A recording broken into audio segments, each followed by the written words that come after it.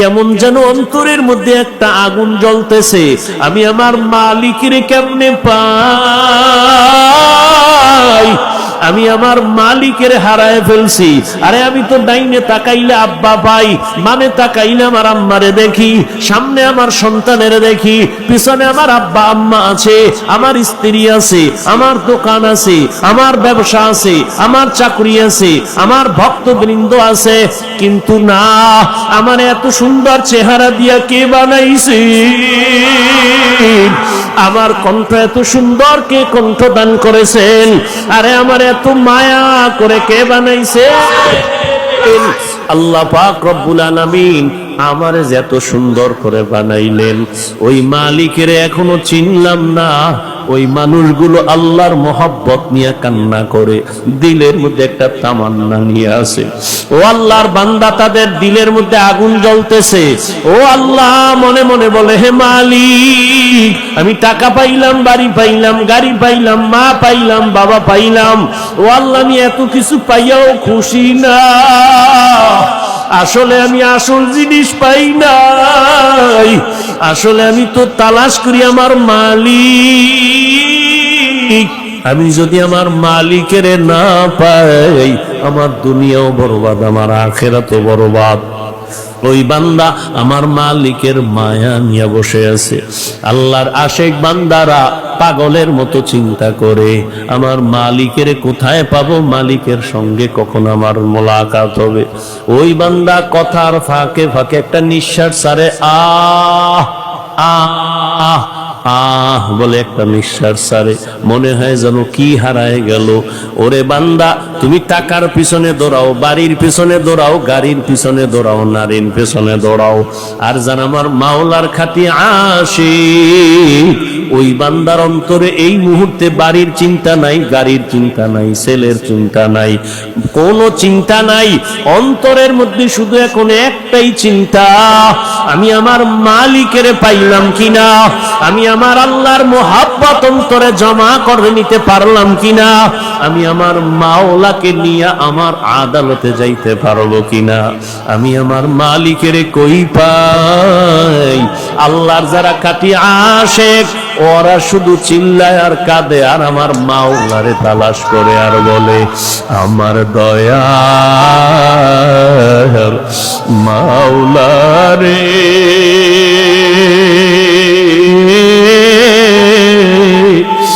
আমার দয়ার মাবুদ রে, কোথায় গেলে পাইব ঠিকানা, তোমাকে বুঝি আমি পাইলাম না। বলো না, আমার দয়া মাওলারে, আমার মায়ার মাবুদ রে, কোথায় গেলে পাইব তোমার ঠিক।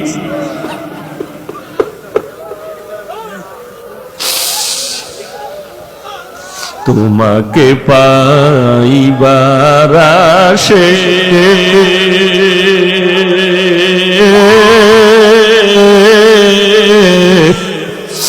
ঘুরি আমি দেশ বিদেশে,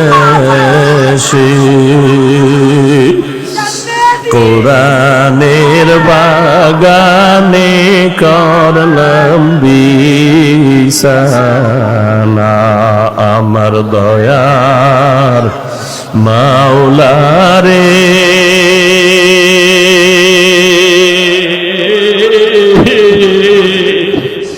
আমার দয়ার মাবুদ,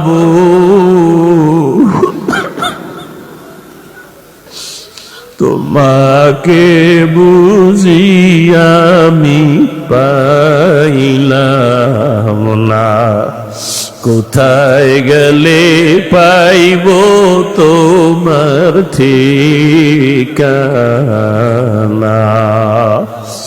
ও আল্লাহর বান্দারা, টাকা পাইলা, বাড়ি পাইলা, গাড়ি পাইলা, কিন্তু একবারও ভাবছো এরা কেউ তোমার সাথী না, কেউ তোমার আপন না? ওরে যেদিন আজরাইল আসিয়া ধরবে, ওরে রুহুটা নিয়ে যখন আজরাইল চলিয়া যাবে, ওই সাদা কাপড়ে যেদিন ডুববে রে যুবক, সাদা কাফনে এখন একা হয়ে যাবি। ওই বাঁশবাগানে কবরে যখন রাখবি, একা একা শুয়ে থাকবি, দেখবি মা নাই, বাবা নাই, কই আমার মা, কই আমার বাবা, কই আমার টাকা, কই আমার ক্ষমতা। ওই অন্ধকার কবরে এখন তুমি একার, কেউ নাই। ওই অন্ধকার কবরে মাটি দিয়া যখন সবাই চলে যাবে, এতদিন আমার মা, আমার বাবা, আমার বাড়ি, আমার গাড়ি, আমার ছেলে, আমার মেয়ে, এখন তো দেখি কেউ আমার না, কেউ আমার না, কেউ আমার না, কেউ আমার না। আসলে সবাই আমারে বিদায় দিয়ে আরামে ঘুমায়, সবাই আমারে কবরে রাইখা আরামে খায়। ওই অন্ধকার কবরে দেখলাম আমার মালিক,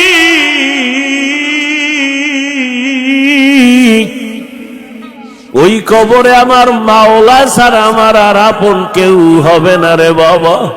ওই মাওলার একটু আপন বানাও, ইবাদতের মাধ্যমে একটা গুণের মানুষ হও। আমার নবীর তরিকার মালা গলায় লাগাও। ও আমার কলিজার যুবক, ও বৃদ্ধ বাবাজি, মা বোনেরা, জীবনে তো গুনাহ কম করো নাই, আমার মাওলার ভয় নিয়ে তওবা করো। আল্লাহর দেওয়া পানি, আল্লাহর দেওয়া বাতাস, আল্লাহর দেওয়া সূর্যের আলো, চাঁদের আলো ভোগ করতেছো, কিন্তু ওগুলো ভোগ কইরা একবারও কি আমার আল্লাহরে হাজিরা দিয়া বলছো লাব্বাইক? আবার আল্লাহর সামনে কি একবারও সিজদায় পড়ে বলছো সুবহানা রাব্বিয়াল আ'লা? ওরে আমার মাওলা, যদি সিজদায় পড়ে যদি একবার ডাক দিতি, আমার মাওলা কুদরতি পা তোর কপালের নিচে ঢুকায় দিয়া বলতো, বান্দা আয় আয়, জীবনে যত গুনাহ করছো তওবা কর, আমি মাফ করে দিব। আমার দরজা ছাড়িয়া কই যাবি? আর দরজা নাই, যেখানে যাবি জাহান্নামের আগুন। আমার রহমতের দরজা ছেড়ে যাইও না রে গোলাম। ওরে দাড়ি কামানেওয়ালা ভাই, জাহান্নামের দরজায় বসে আছো, বেপরদায় গিয়া জাহান্নামের দরজায় বসে আছো। এখনো সময় আছে, ফিরিয়ে আসো, আর আমার মালিকের ডাক দাও, অন্তর দিয়া ডাকো আর বলো, হে দয়ার আল্লাহ, জীবনে তো কত নামাজ ছাড়লাম, দাড়ি কাটলাম, বেপরদায় চললাম, মন মতো গুনাহ করেছি, মা বাবার সাথে বেয়াদবি, ওলামায়ে কেরামের সাথে বেয়াদবি, মুরব্বীদের সাথে, শিক্ষকের সাথে বেয়াদবি। আল্লাহর কাছে মনে মনে বলো, আল্লাহ, মরিয়া গেলে তো তুমি ছাড়া আমার আর আপন কেউ হবে না।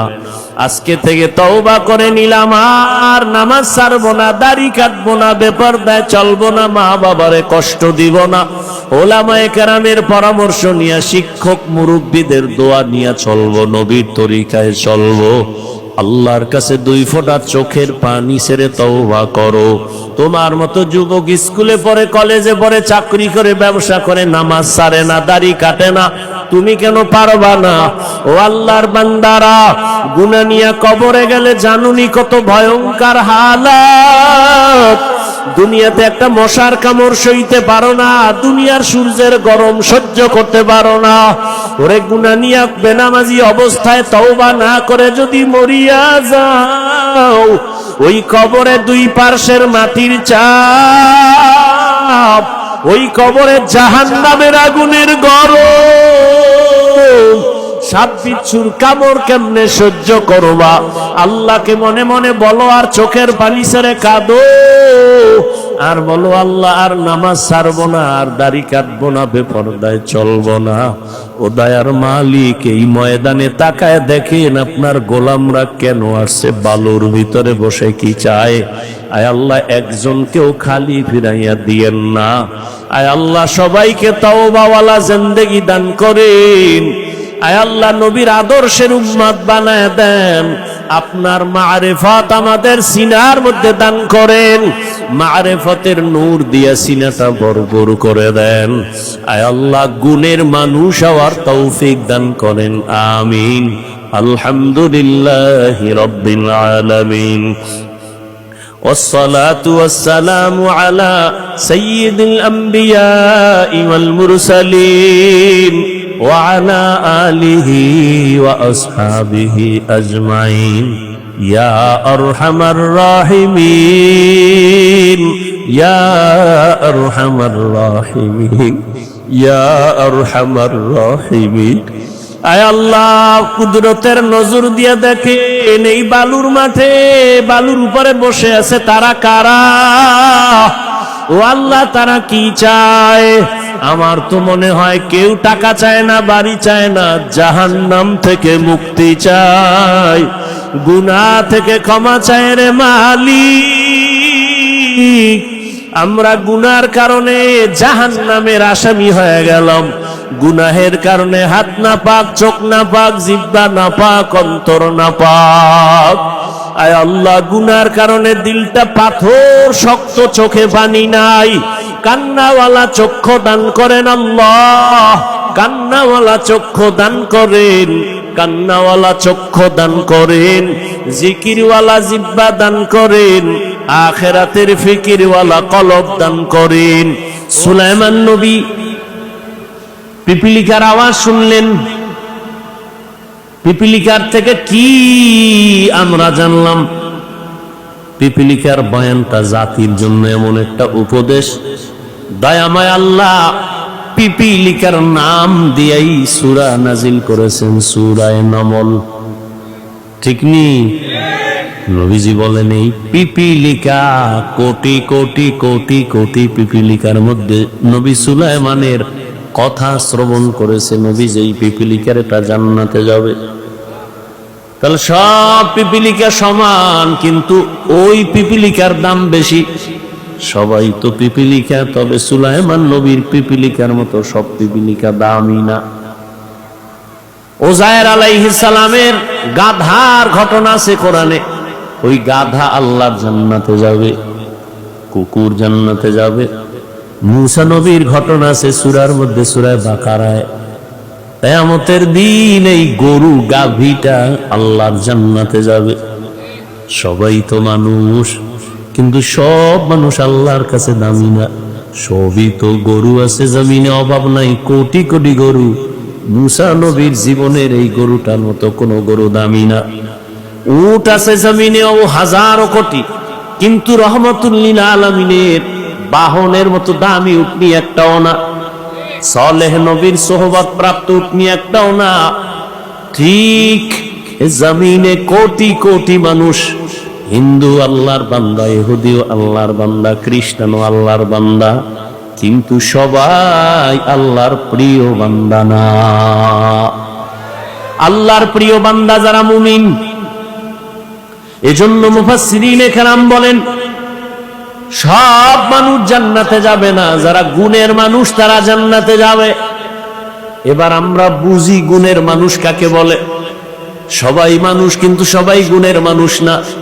সবাই মানুষ, সবাই মুমিন না। সবাই মুমিন, সবাই আলেম না। সবাই আলেম, তবে সবাই মুফতি না। সবাই মুফতি, কিন্তু সবাই মুহাদ্দিস না। সবাই মুহাদ্দিস, কিন্তু সবাই মুফাসসির না। সবাই নবী, মুসা নবী, ঈসা নবী, ইব্রাহিম নবী, দাউদ নবী, ইউসুফ নবী, কিন্তু সবাই মুহাম্মদের মতো নবী না। মুহাম্মদ নবী, ইউসুফ নবী, দাউদ নবী, ইসমাইল নবী। ব্যবধানটা কোথায়? বলে সব নবী আল্লাহ তাআলার আশিক, আর আমার আল্লাহ নিজে হলেন মুহাম্মদের আশিক। ইমামুল আউয়ালিনাল আখিরিন বহরে সাদকা রাহমাতাল লিল আলামিন সাইয়্যিদুল কাউনাইন খাতমুল মুরসালিন আখিরামত বুদে ফখরুল আউয়ালিন। সবাই নবী, সবাই মুহাম্মদের মতো না, বুঝেননি? সবাই তো মানুষ, কিন্তু সবাই গুণের মানুষ না।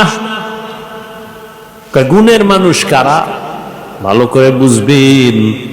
প্রত্যেকটা জিনিস যখন কেউ বানায়, বানানেওয়ালা কোনো জিনিস বানাইতে একটা কাজের জন্য বানায়। মাইকওয়ালা মাইক বানানোর সময় একটা কাজের জন্য বানাইছে, না কামের জন্য? কথা বলেন না কেন?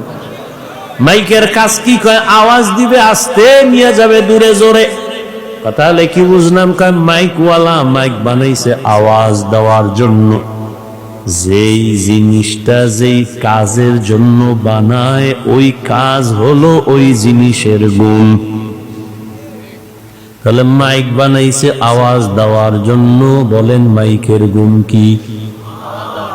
আওয়াজ দেওয়া। বাতিওয়ালা বাতি বানাইছে আলো দেওয়ার জন্য, বলেন বাতির গুণ কি?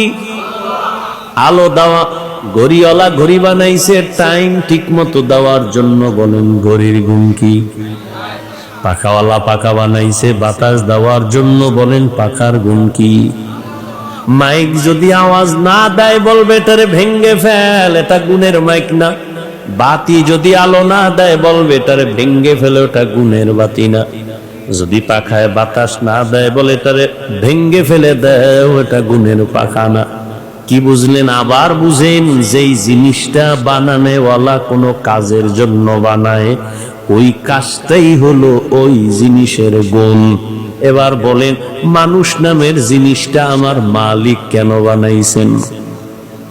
বিড়ি টানার জন্য? আলেমের বিরোধিতা করার জন্য? ওয়ামা খালাকতুল জিন্না ওয়াল ইনসা ইল্লা লিয়াবুদুন।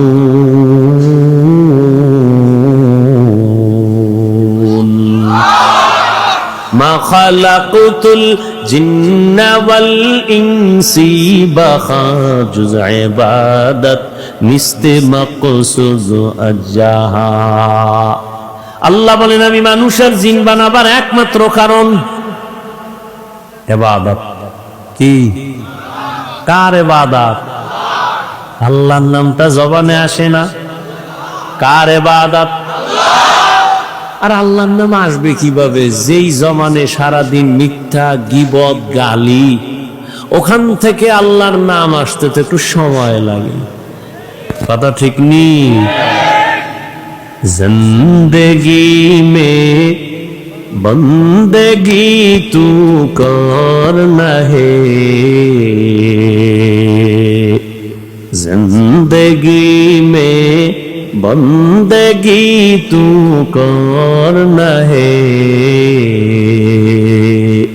जिंदगी बे बंदगी शर्मिंदा है, जिंदगी बे बंदगी शर्मिंदा है।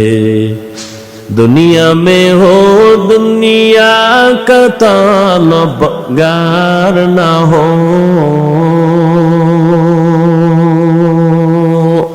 बाजार से गुजरो हो खरीदार ना हो, ये दुनिया एक मिसले कागज फूल है, ये दुनिया एक मिसले कागज फूल है, जिंदगी में बंदगी तू करना है, जिंदगी में बंदगी तू करना है, जिंदगी बे बंदगी शर्मिंदा है। जिंदगी बे बंदगी शर्मिंदा है। आए थे हम कुछ न कुछ खरीदने को, जैसे हो रोशन मेरे कल्बो रूहों। आए थे हम कुछ न कुछ खरीदने को, जैसे हो रोशन मेरे कल्बो रूहों। वरना कोई चारा दो जहां में नहीं, वरना कोई चारा दो जहां में नहीं। जिंदगी में बंदगी तू करना है, जिंदगी में बंदगी तू करना है। जिंदगी बे बंदगी शर्मिंदा है, जिंदगी बे बंदगी शर्मिंदा है। जिंदगी में बंदगी कुन बंदगी, बंदगी बे जिंदगी शर्मिंदगी। কষ্ট হয় আপনাদের? আর একটু থাকবেন, আল্লাহ কবুল করে। যেই জিনিসটা যেই কাজের জন্য বানানোওয়ালা বানায়, ওই কাজ হলো ওই জিনিসের গুণ। আল্লাহ মানুষ বানাইছেন কেন বলেন? একমাত্র ইবাদত। কার ইবাদত? আল্লাহর ইবাদতের জন্য বানাইছেন। তাহলে কি বুঝলেন মানুষের গুণ কি? ইবাদত করা।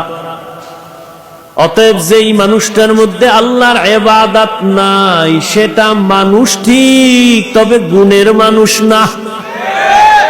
আর যে গুণের মানুষ হবে না, ওই বান্দা জান্নাতও পাবে না। গরবা সুরত আদমি ইনসাবুদে আহমদবু জাহলো হামে কসাবুদে। আদমিয়ত লাহমু শাহম পশতে নিস, আদমিয়ত জুজরে যায় দোস্তে নিস। সবাই আল্লাহর বান্দা, তবে প্রিয় বান্দা না। হিন্দু আল্লাহর বান্দা, প্রিয় বান্দা না। ইহুদি আল্লাহর বান্দা, প্রিয় বান্দা না। খ্রিস্টান আল্লাহর বান্দা, প্রিয় বান্দা না। আখিরি নবীর উম্মত আমরা, বান্দা বটে, তবে আল্লাহর প্রিয় বান্দা। আল্লাহ বলেন আমি গুণের মানুষকে জান্নাত দিব। যারা গুণের মানুষ না, বংশগত মানুষ হলে জান্নাত পাবে না, জন্মগত পরিচয় মানুষ হলে জান্নাত পাবে না। একমাত্র গুণের পরিচয় মানুষ জান্নাত পাবে। মানুষের গুণ হলো ইবাদত করা। কার ইবাদত?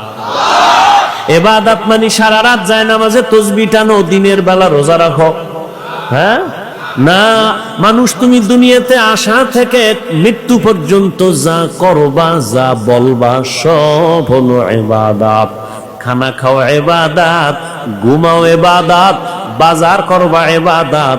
বান্দা তুমি কাউকে মোহব্বত করবা ইবাদত, কাউকে দুশ্মন মনে করো ইবাদত, হাসবা ইবাদত, কান্না করবা ইবাদত।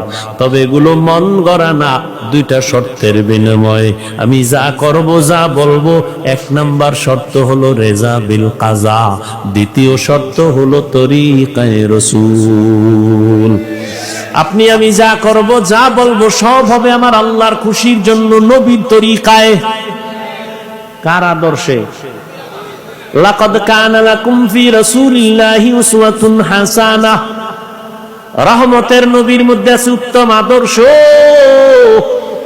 তুমি নামাজ যদি পড়ো নবীর তরিকায় পড়ো ইবাদত, নবীর তরিকায় বাথরুমে যাবা ইবাদত, নবীর আদর্শ মেনে পানি পান করো ইবাদত, নবীর তরিকা মেনে আদর্শ মেনে ঘুমাও ইবাদত, নবীর আদর্শ মেনে কাউকে বন্ধু মনে করো ইবাদত, নবীর আদর্শ মেনে কাউকে দুশমন মনে করো ইবাদত, নবীর আদর্শ মেনে হাসি দাও ইবাদত, নবীর আদর্শ মেনে কান্না করো ইবাদত। নবীর তরিকা বাদ দিয়া নামাজ পড়লেও ইবাদত হবে না। নবীজির তরিকা আদর্শ বাদ দিয়ে বান্দা রোজা রাখবা ইবাদত হবে না। ও যুবক, একটু আমাকে জবাব দাও, আমার নবীজির আদর্শ থেকে দামি আর আদর্শ কারো কাছে আসেনি?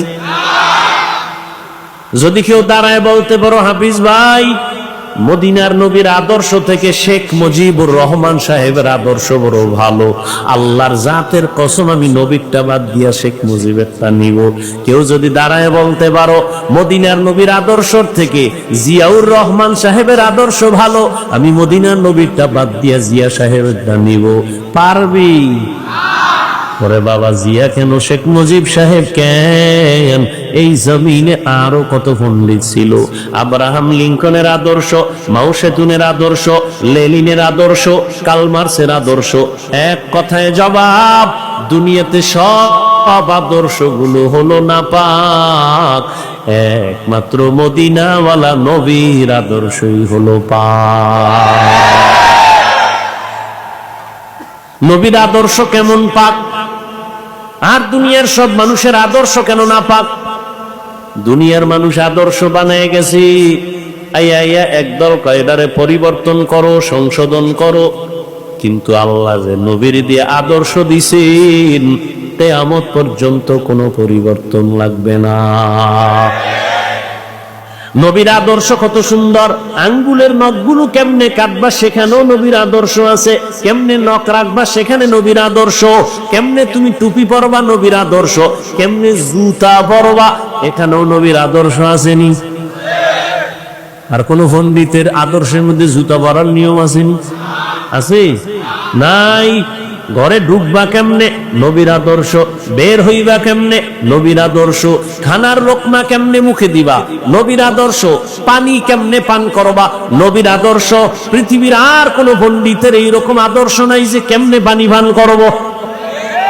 সরকারি অর্থ মন্ত্রণালয় থেকে আপনাদের পাগলা এলাকায় মাদ্রাসায় 100 টন গম দিল, চাল দিল, ডাল দিল, এগুলি ভাত পাকায় খাবি, কিন্তু মন্ত্রণালয় থেকে এমন কেউ নাই যে দইরা দইরা বুঝাইবে কেমনে ভাত পাকাবি, শিখাই দিবে কেমনে চালগুলো সিদ্ধ করবি। কিন্তু মায়ার নবীর আদর্শ এত সুন্দর, আমার নবী দইরা দইরা দেখাইছেন গেলাসটা কেমনে ধরবি, কেমনে মুখের কাছে নিবি, কেমনে খাইতে বসবি, কেমনে ঘুমাইতে যাবি, বাথরুমে যাবি কেমনে যাবি, নবী দইরা দইরা শিখাইয়া দিছেন।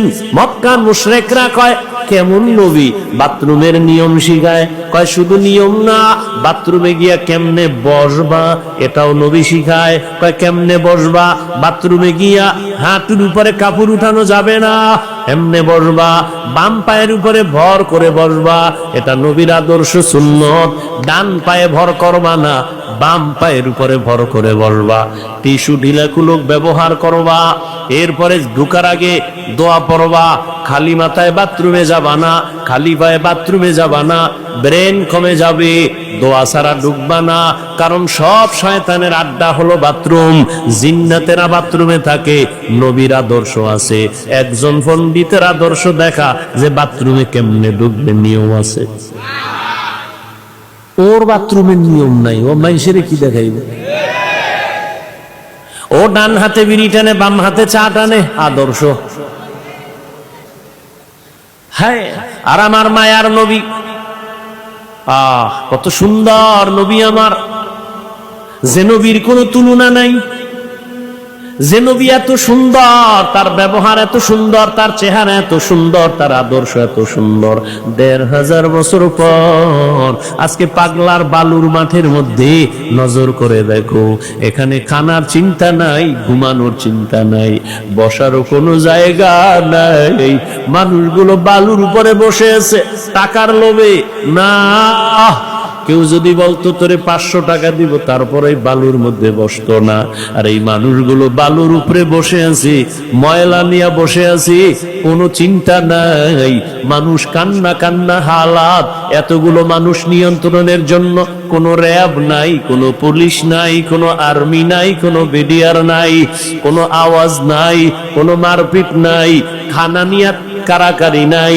একটা অনুষ্ঠান দুনিয়ার নেতারা যখন করে, কত টাকা, কত নাস্তা, কত ভিডাভিডি, কত চেয়ার বাতাসে উড়ে। আবার নিয়ন্ত্রণের জন্য র্যাবও হিমশিম খায়, পুলিশও হিমশিম খায়। আর এই ময়দানের দিকে তাকায় দেখ, এটা কেমন সুন্দর এক বেহেশতের বাগান, আমার মদিনাওয়ালা নবীর আদর্শের ফুটন্ত গোলাপ, আমার মায়ার নবীর আদর্শের ফুটন্ত গোলাপ। বালুর মধ্যে বৈশাও মানুষের দিলটা কত নরম।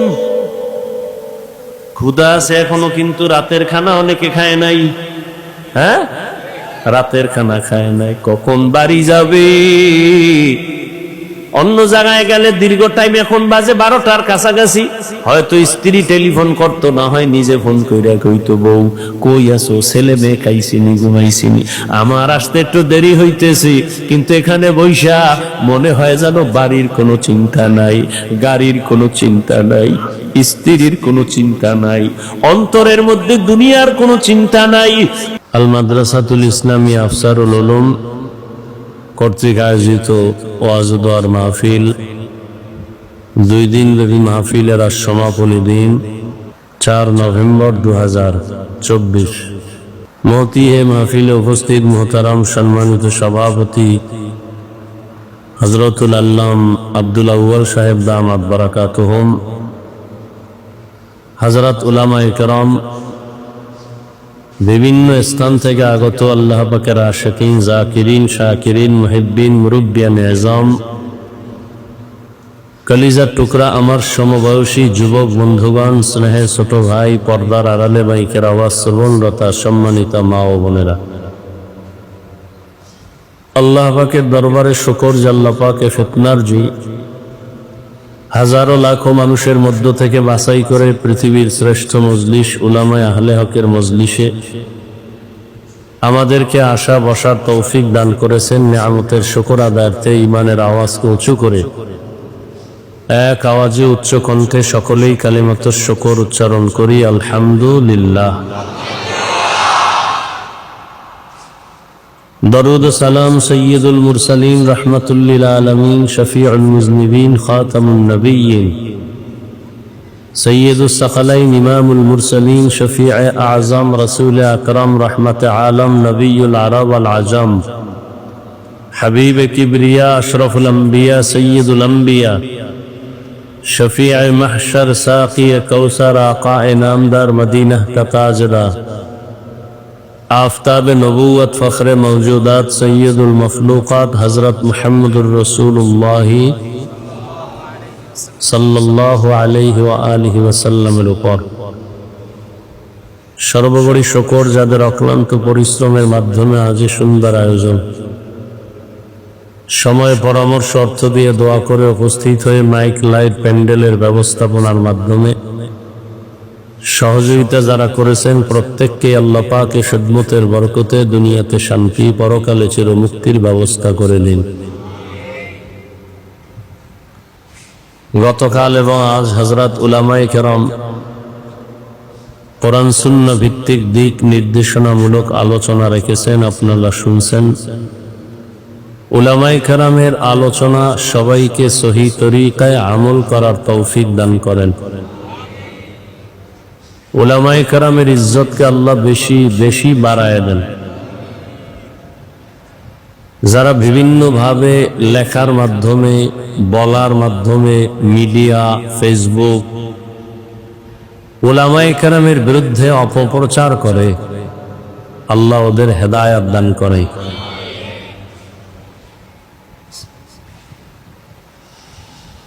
আমি আপনাদের দোয়া নেওয়ার জন্য আসছি এবং খুব সংক্ষিপ্ত কয়েক টুকরো কথা বলার জন্য কোরআনে হাকিমের এক সূরাতুর রহমানের কয়েক টুকরা আয়াত পড়েছি, নবীজির হাদিস থেকে একে হাদিস পড়েছি। ইখলাস ও রুহানিয়তের সমন্বয়ে কিছু কথা আমাকে বলার মতো, সহি তরিকায়, সহি নিয়তে সহি কিছু কথা আমার আপনার সকলের জন্য আল্লাহ তৌফিক দান করেন।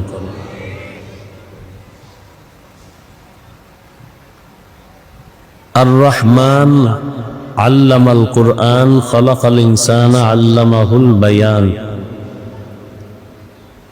আল্লাহ বলেন রহমান হলেন তিনি, কোরআন শিক্ষা দিলেন যিনি। রহমান হলেন তিনি, মানুষ সৃষ্টি করলেন যিনি। রহমান হলেন তিনি, বয়ান শিক্ষা দিলেন যিনি। নবীজি বলেন খায়রুকুম মান তাআল্লামাল কুরআনা ওয়া আল্লামা। তোমাদের মধ্যে শ্রেষ্ঠ তারা যে কোরআন শিখে অন্যদের শিক্ষা প্রদান করে। কোরআন শিক্ষা এবং শিখানো, এই মজলিসটাও সেই মজলিসেরই অন্তর্ভুক্ত। ডাইরেক্ট কোরআন শিখানো, কোরআনের ব্যাখ্যা শিখানো, কোরআনের মূল নির্যাস পর্যালোচনা করা, সবগুলোই কোরআন শিখানো এবং শিখার অন্তর্ভুক্ত। সেই সূত্রে এই মজলিস পৃথিবীর মধ্যে শ্রেষ্ঠ। দ্বীনের নিসবতে আসছি ওয়াদা রক্ষার জন্য। মনে মনে ভাবছি সবাই যদি একটু দোয়া করে আল্লাহ সুস্থ করে দিতে কতক্ষণ। আল্লাহ কুদরতের দ্বারা সুস্থতার নেয়ামতকে দায়মান ভাবে কবুল করেন। সুস্থতা বড় এক নেয়ামত, আবার অসুস্থতাও কোনো সময় নেয়ামত। আমাদের মুরব্বী আকাবিরিনরা অসুস্থ হলে, বিভিন্ন মুসিবতে পড়লে ইন্না লিল্লাহ পড়া নিয়ম, কিন্তু তারা আলহামদুলিল্লাহ পড়তেন। নেয়ামতের শুকর আদায় হয়, মুসিবত তো নেয়ামত না। তো বলতেন যে হ্যাঁ, আমার উপরে যে মুসিবত আসছে এটা আল্লাহর পক্ষ থেকে, আল্লাহ যে আমার দিকে মহব্বতের নজরে তাকাইছেন, এটা বড় নেয়ামত। আবার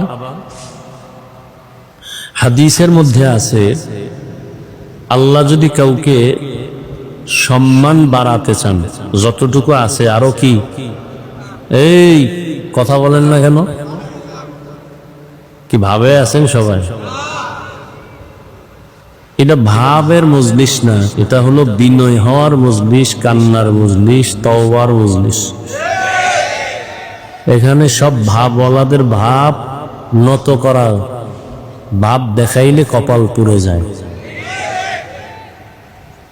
কি বলতেছিলাম জানি?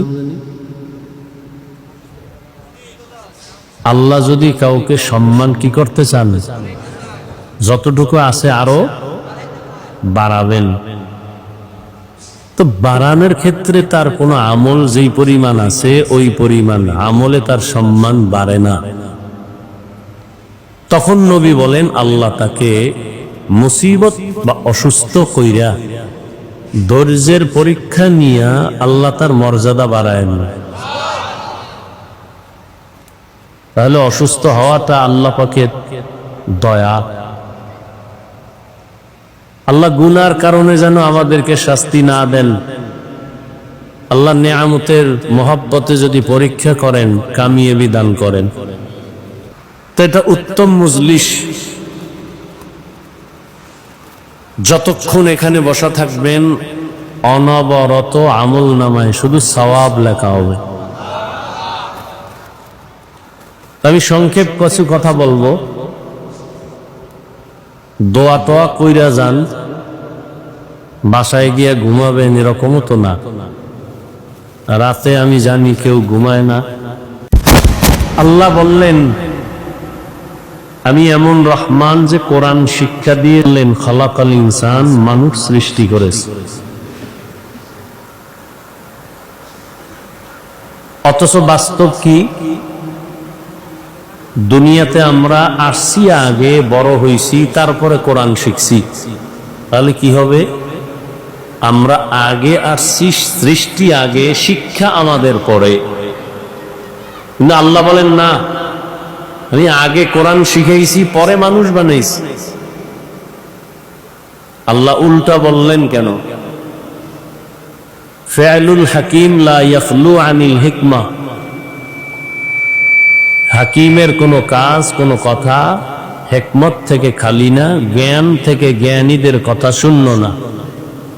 আল্লাহ উল্টা বলছেন যে আমি আগে কোরআন শিখাইছি পরে মানুষ বানাইছি। আমাদের বিবেকের উল্টা, বাস্তবতার উল্টা। মুফাসসিরিন কেরাম বলেন এটাই সঠিক, আমাদের বুঝের দুর্বলতা। আল্লাহর কথা সব ঠিক, আল্লাহর কথায় কোনো ভুল নাই, কোনো উল্টা নেই। তাহলে এটা কেমনে ঠিক? এই ঠিক কেমনে এটা বুঝাইতে যতটুকু সময় আপনাদের ধৈর্যের উপরে চেষ্টা করব। ওয়ামা তৌফিকি ইল্লা বিল্লাহ, আল্লাহ তৌফিক দান করেন। দুনিয়া বড় কঠিন হয়ে গেছে, ইবাদত করবেন, দ্বীনের কাজ করবেন, খুব কঠিন। একজন আল্লাহর ওলি বলছিলেন যে ঈমান নিয়ে মরব পরের কথা, বেঁচে থাকা কঠিন। মানুষ অন্যায়ের উপরে চলতে চলতে এমন অবস্থা যে এখন ভালো কথাটাকে অন্যায় মনে করে, মিথ্যার উপরে চলতে চলতে এমন অবস্থা হয়েছে এখন সত্য কথাটাকে মিথ্যা মনে করে। ভালো কথা শুনবে না, বলে হুজুর বেশি বুঝে।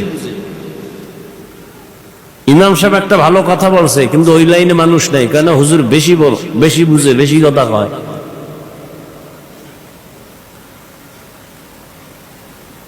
কোরআনের মাহফিল বেহেশতের বাগান, বসলে গুনাহ মাফ। এত সুন্দর বাগানের পার্শ্বে আছে আবার জাহান্নামের বাগান, দোকানপাট, মহিলাদের আড্ডা, যুবক যুবতীদের আড্ডা চলতেছে হরদমে। কেউ আজকে ওখানে কি মাহফিল উপলক্ষে মার্কেটে যাই, মাহফিলে গিয়ে কি নিবে? মোনাজাতের পরে একটা বেলুন কিনছে, এটা বাড়ি নিয়ে যাবে। বউ যদি জিগায় কি আনছো, যে এটা মোনাজাতে বেলুন কবুল করায় নিয়ে এসেছি। আপনারা হাসেন, কত বড় নিমক হারাম হইলে, কত বড় নির্বোধ হইলে, কত বড় অবুঝ হইলে, কত বড় দিল খারাপ হইলে এটা কোরআনের প্যান্ডেলে আইসা বসে না, ঘোরাফেরা করে, বিড়ি টানে, খানা দানা খায়, গল্প করে, আর যাওয়ার সময় হাতে একটা বেলুন আর একটা প্লাস্টিকের মাছ কিনে এগুলো নেয়। লজ্জা শরম বলতে কিচ্ছু নেই। এ সমস্ত বেয়াদবগুলো আবার হুজুরদের ভুল ধরে। আল্লাহ হেদায়াত দান করুন। এটা তো ওয়াজের শান হইল, যেখানে মানুষ কান্নাকাটি করে, চোখের পানি ছাড়ে, আল্লাহর কাছে গুনাহ মাপ চায়, আর সেখানে গুনাহ নিয়ে বাড়ি যায়। আল্লাহ হেদায়াত দান করুন। বলার দায়িত্ব আমার, মানবেন কিনা সে দায়িত্ব আপনার। তো আল্লাহ যে বললেন আমি আগে মানুষ সৃষ্টি করি না, আগে কোরআন শিখাইছি পরে মানুষ বানাইছি, তার মানে কি? মুফাসসিরিনে কেরাম বলেন আল্লাহর কাছে সব মানুষ দামি না, একদল মানুষ দামি। তাহলে মানুষ কয় দল?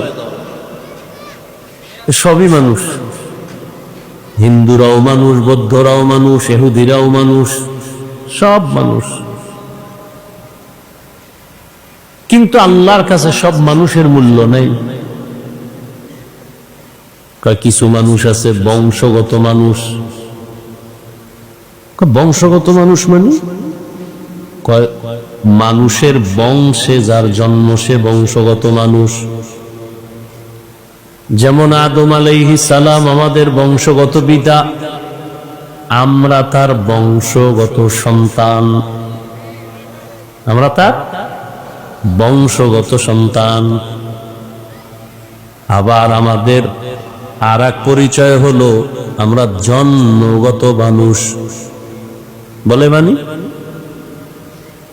আপনি আদমের সন্তান ঠিক, কিন্তু আমার বাবার সন্তান না। আমি আমার বাবার পরিচয় চলি, আমি আমার বাবার জন্মগত সন্তান, তিনি আমার জন্মগত বাবা পিতা। আল্লাহর কাছে এই বংশগত মানুষের কোনো দাম নাই, জন্মগত মানুষের কোনো দাম নাই। আল্লাহর কাছে ভিন্ন আর একদল মানুষের বড় মূল্য। ওই মানুষ হলো একমাত্র গুণগত মানুষ, গুণের মানুষ। বলেন তো আল্লাহর কাছে কোন মানুষের দাম? কথা বলতে হবে। বয়ান এতক্ষণ শুনছেন, পেট ভরে গেছে, আর বয়ান তো আপনারা জানেন, সবাই জানে। এনে একটা মানুষও নাই যে বয়ান জানে না। মিছা কথা সওয়াব না গুনাহ? কে যা বলছেন জানেন না?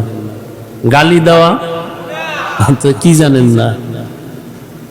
মা বাবার সাথে বেয়াদবি গুনাহ। আলেমের বিরুদ্ধে ফেসবুকে লেখা কি জানেন না? চুরি করা, ডাকাতি করা, নাচ গান বেপরদায় চলা, সবই জানেন। কি জানেন না? এরপরে যদি বলেন জানি না, তাহলে ফিডা হবে ডবল। ফিডা কি? কেন? কয় জানলি না কেন, অন্যায় করলি কেন? জানার জন্য আলেম পাঠাইছি, জানলি না কেন? জানাইয়া দেওয়ার জন্য মাদ্রাসা বানাইছি, জানলি না কেন? জানাইয়া দেওয়ার জন্য নবী রসুল পাঠাইছি, জানলি না কেন? এক ফিডা। আর অন্যায়টা করলি কেন? আর এক ফিডা। কিছু চালাক তো চালাক ধরা খায় সব জায়গায়। আমরা না যাই না করছি, তাহলে ফিডা ডবল হয়ে গেছে। মনে করছে সিঙ্গেল হবে, ডবল বানাই নিয়েছে। না যাই না অন্যায় করলে ফিডা কি? যাই না করলে সিঙ্গেল। যাই না করলে কি? সিঙ্গেল। তবে সিঙ্গেলটার ওজন কিন্তু অনেক বেশি। যাই না শুনে এত বড় পাপ কোন করলি। তো আল্লাহর আদালতে একমাত্র গুণগত মানুষের দাম, বংশগত মানুষের কোনো মূল্য নাই, জন্মগত মানুষের কোনো মূল্য নাই। আপনাদের এই কি বাজার, এটা পাগলা বাজারে কুত্তা আসেনি? আছে? রাস্তায় ঘুরে একটা কুকুরেরও কোনো দাম নাই, কিন্তু যেই কুকুরের গলায় মালিকের শিকল লাগানো, ওই কুকুর বড় দামি। ঠিক? খোলা আকাশে পাখি ওড়ে, একটা পাখিরও কোনো দাম নাই, যেই পাখি মালিকের খাঁচার ভেতরে আটকানো, ওই পাখির বড় দাম। রাস্তায় কুত্তা একটা ভিডাই মেরে লাইছেন, কোনো টেনশন নাই, কিন্তু মালিকের শিকলের কুত্তা মারলে মামলা হয়ে যাবে। ঠিক নেই? জঙ্গলের ভেতরে হাজারো প্রাণী আছে, কোনো দাম নাই, কিন্তু চিড়িয়াখানায় যাবেন, ওখানে বাঘ আছে, বাঘের দাম। ওখানে বন্য মানুষ আছে, দাম। দেখতে টাকা লাগবে, টিকিট লাগবে। ঠিক এই দুনিয়ার ভেতরে হাজারো কোটি কোটি কোটি কোটি মানুষ, একটা মানুষেরও কোনো দাম নাই, কিন্তু যেই মানুষ কালেমার রশি গলায় লাগাইছেন আর আল্লাহর মোহব্বত নিয়ে চলবে, ওই মানুষের বড় দাম। গর্ব সুরত आदमी इंसा बुदे अहमद बू जहलो हम एक साबुदे आदमीरा आदमीयत लाजिमास औदेरा गर्बुना बशुद ही जमास आदमीयत लहमो शाहमो पुश्ते नीस आदमीयत जुजरे जोए दोस्ते नीस। সবাই মানুষ, সবাই কি? কিন্তু সবাই মুমিন না। কে? সবাই কি না? আবার সবাই মুমিন, কিন্তু মুমিনদের ভিতরে সবাই আমলওয়ালা না, আবার সবাই আমলওয়ালা কিন্তু সবাই ইখলাসওয়ালা না, তাকওয়াওয়ালা না। ব্যবধান আছে না নাই? ভালো করে বুঝেন। দুনিয়াতে কুকুর, হাজার হাজার কুকুর, কোনো দাম নাই। এটা একভাবে বুঝাইছি, এবার আর একভাবে বুঝেন। হাজারো লাখো কুকুর আছে জমিনে, কোন কুকুরের দাম নাই। ওই কুকুর এত দামি, একটা কুকুর আছে এত দামি, কিয়ামতের দিন ওই কুকুর জান্নাতে যাবে। আসহাবে কাহাবের সাথে যুবকেরা পাহাড়ের গর্তের মধ্যে আশ্রয় নিছিল জালেমদের থেকে হেফাজতের জন্য। গর্তের মুখে একটা কুকুর গিয়া পাহারা দিয়েছেন। সূরা কাহাফের মধ্যে ওর বয়ান চলে আসে। কিতমির নামের কুকুর, আল্লাহর নবী বলেন জান্নাতে যাবে। জমিনের মধ্যে উটনির অভাব নাই, যত উটনি আছে সব আমার আল্লাহর বানানো, কিন্তু সব উটনি আল্লাহর কাছে দামি না। আল্লাহর নবী যেই উটনির উপরে সফর করেছেন, সাওয়ার হয়েছেন, উটের দাম জান্নাতে যাবে। আর একটা উট আছে বড় দামি, সালেহ আলাইহিস সালামের উটনি। ওই ইরাকের বর্ডারে আল উলা জায়গার নাম, সৌদির শেষ, ওখানে পাহাড়। সালেহ নবী ওখানে আসলেন, কওমের লোকদের দাওয়াত দিলেন। কওমের মানুষ বলে, পাহাড় থেকে যদি একটা উটনি বের করে দেখাও, তোমার আল্লাহ যদি দেখায় তো তোমার আল্লাহরে মানব। সালেহ আলাইহিস সালাম বলে, মানবি? কাহা মানব। সালেহ আলাইহিস সালাম দোয়া করলেন, হে মালিক, এতগুলো গোলাম তোমারে ঈমান নিয়ে তোমাকে মানবে, তুমি দয়া করে পাহাড়ের মধ্য থেকে উটনি বের করে দাও। বলতে দেরি নবীর দোয়া কবুল হয়েছে। সবাই তাকায় দেখে, দুই পাহাড়ের মধ্য থেকে একটা উটনি হেঁটে হেঁটে সামনে হাজির। ওরা চাইছিল শুধু উটনি, আর আল্লাহ দিছে এমন উটনি যে গর্বে বাচ্চা। জমিন এখানে এসে বাচ্চা প্রসব করলো। কিন্তু সালেহ নবীর উম্মতেরা আল্লাহর উপর ঈমান আনে নাই। এবার আল্লাহ রাগ করছেন, রাগ কইরা আসমান থেকে একটা আওয়াজ দিছেন, এমন জোরে একটা আওয়াজ। আওয়াজটা এসে একটা পাথরের মধ্যে পড়ে একটা বিশাল বড় গর্ত হয়ে গেছে। আর সালেহ নবীর উম্মত গুলো জায়গায় সব মরে গেছে। ওই সালেহ আলাইহিস সালামের উটনি আল্লাহর জান্নাতে যাবে। আপনাকে আশেপাশে পিপিলিকা আছে না? কোন পিপিলিকা তো সব আকৃতিতে সব পিপিলিকা সমান, কিন্তু ওই পিপিলিকা বড় দামি। কোন পিপিলিকা? জমিন থেকে 9 মাইল উপরে সিংহাসনে বসা পয়গম্বর সুলাইমান। কয় মাইল উপরে? এই ঘুমাইতেছেন? ঘুমায় ঘুমায়। পয়গম্বর সুলাইমানের সিংহাসন কয় মাইল উপরে? 9 মাইল উপরে। নবী সিংহাসন দিয়া চলছেন। সিংহাসনটা বাতাসের বেগে চলতেছে, কোনো তেল, পেট্রোল, অকটেন লাগে না, গ্যাস লাগে না।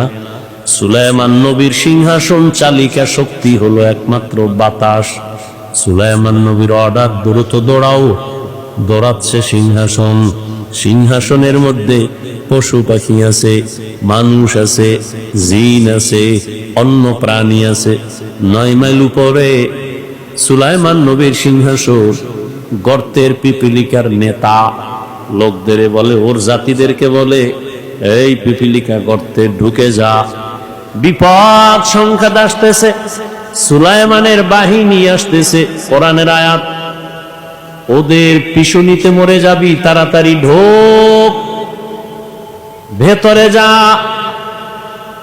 9 মাইল নিচে গর্তের পিপিলিকা তার জাতিদেরকে সতর্কবাণী করে, বাঁচাবার জন্য চেষ্টা করে। 9 মাইল উপরে পয়গম্বর সুলাইমান পিপীলিকার আওয়াজ নিজের কানে স্পষ্ট শুনতেছেন। নবী সুলাইমান বললেন, সিংহাসন জমিনে ল্যান্ড করো। জমিনে সিংহাসন ল্যান্ড করলো। এবার পিপীলিকার ঘটনা নবী সুলাইমান শুনাইতেছেন। কেচ্ছা কাহিনীর ওয়াজ করি? এই হায়ওয়ান, পৃথিবীতে কেচ্ছা কাহিনীর শ্রেষ্ঠ কিতাব হলো কোরআন শরীফ। পৃথিবীতে কেচ্ছা কাহিনীর কিতাব হলো শ্রেষ্ঠ কোরআন শরীফ। 2000-এর উপরে আয়াতে আছে কেচ্ছা কাহিনী কোরআন। তোর খবর আছে? ওলামায়ে কেরাম বলেন, এখন ওইদিকে যাব আবার। কোরআন শরীফে বাঘের কেচ্ছা নাই, গরুর কেচ্ছা নাই, সাপের কেচ্ছা নাই, তো জাহেল কয় কি কেচ্ছা কাহিনী?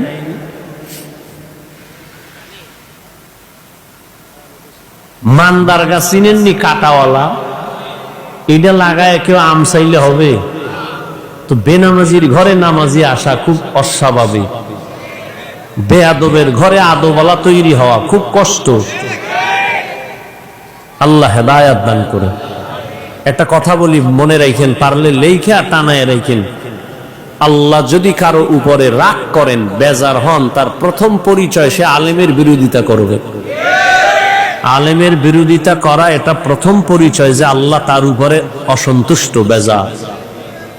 আর আমি তো সারা বাংলাদেশে বলি, যারা ওলামায়ে কেরামের বিরুদ্ধে লেখালেখি করে